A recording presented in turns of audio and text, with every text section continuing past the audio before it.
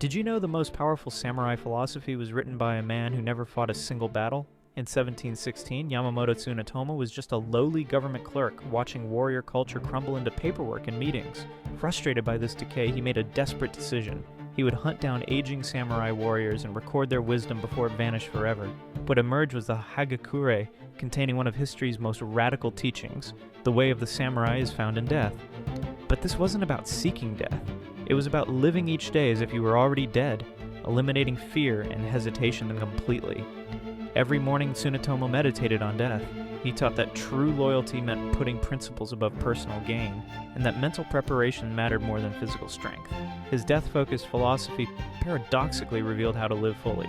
Today, his teachings influence Japanese business culture, martial arts worldwide, and even Silicon Valley executives making high-stakes decisions.